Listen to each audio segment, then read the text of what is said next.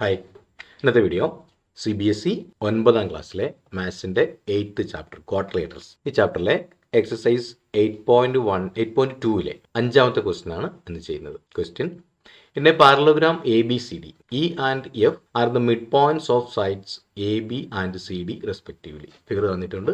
Parallelogram ABCD ഉണ്ട്, അതുപോലെ DB എന്നുള്ള ഒരു ഡയഗണൽ വരച്ചിട്ടുണ്ട്. ഇവിടെ ഇയും എഫും ഉണ്ട്. അപ്പം ഇയും എഫും എ ബിയുടെയും സി ഡിയുടെയും മിഡ് പോയിന്റ്സ് ആണ് എന്ന് തന്നിട്ടുണ്ട്. Show that the line segment A F ഇവിടെയുണ്ട്, A F and E C അടുത്ത ഇ സി ഇവിടെ ഉണ്ട്.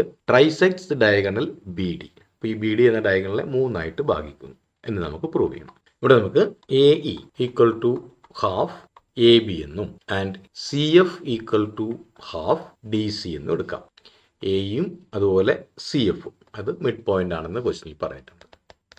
ഇക്വേഷൻ നമ്പർ 1 എന്ന് കൊടുക്കാം. ഇതിന്റെ റീസൺ നമുക്ക് ക്വസ്റ്റ്യനിൽ തന്നിട്ടുണ്ട്, അതുകൊണ്ട് ഗിവൺ എന്ന് കൊടുക്കാം.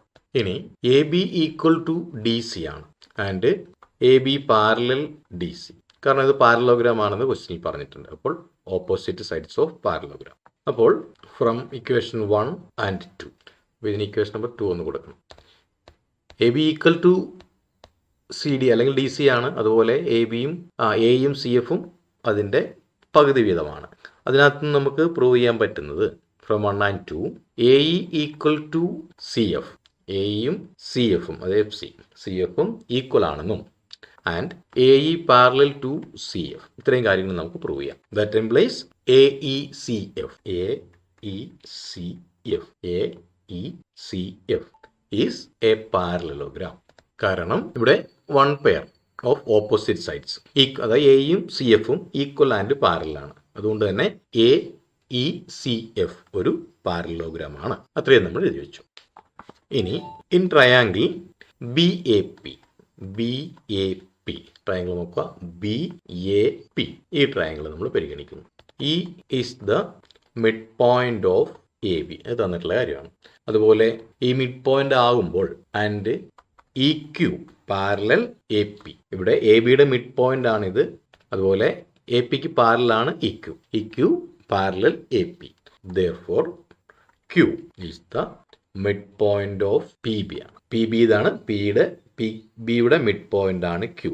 കാരണം നമ്മൾ മിഡ് പോയിന്റ് തീരം തിരിച്ചു പറഞ്ഞാൽ, അതായത് കോൺവേഴ്സ് ഓഫ് മിഡ് പോയിന്റ് തീരം. That implies P Q equal to Q B ആണ്. കാരണം പി ബിയുടെ മിഡ് പോയിന്റ് ആണ് ക്യൂ എന്ന് നമ്മൾ പ്രൂവ് ചെയ്തു. അപ്പോൾ P Q equal to Q B ആയിരിക്കും. അതിന് ഇക്വേഷൻ നമ്പർ 3 നമുക്ക് കൊടുക്കാം. അതുപോലെ തന്നെ similarly in triangle D Q C,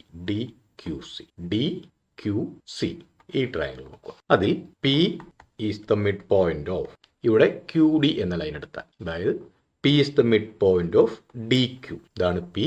ഈ ട്രയാങ്കിൾ എടുക്കുമ്പോൾ ഈ പി ഈ പറഞ്ഞ ആദ്യത്തെ നമ്മൾ എ ബി പി ഈ ട്രയാങ്കിൾ ചെയ്ത അതുപോലെ തന്നെ നമ്മൾ ബി എ പി എന്ന ട്രയാങ്കിൾ, ബി എ പി ഈ ട്രയാങ്കിൾ ചെയ്ത അതേപോലെ തന്നെ ചെയ്യുമ്പോൾ ഇവിടെ ഈ ട്രയാങ്കിൾ എടുത്തു കഴിഞ്ഞാൽ അവിടെ പി എന്ന് പറയുന്നത് ഡി ക്യൂവിൻ്റെ മിഡ് പോയിന്റ് ആണ്.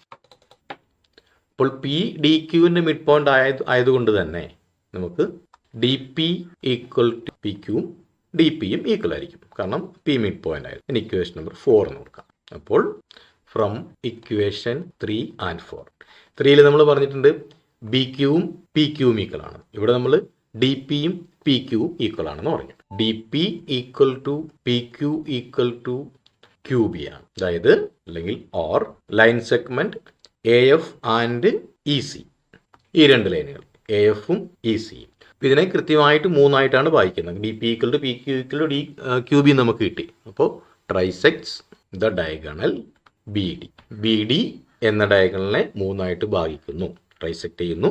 ഈ എ എഫ് എന്ന ലൈനും ഇ സി എന്ന ലൈനും അത് പ്രൂവ് ചെയ്ത് കഴിഞ്ഞു. ഇതാണ് ക്വസ്റ്റ്യനിൽ ചോദിച്ചിരിക്കുന്നത്. Show that the line segment A F and E C trisects the diagonal B D, അത് നമ്മൾ പ്രൂവ് ചെയ്തു.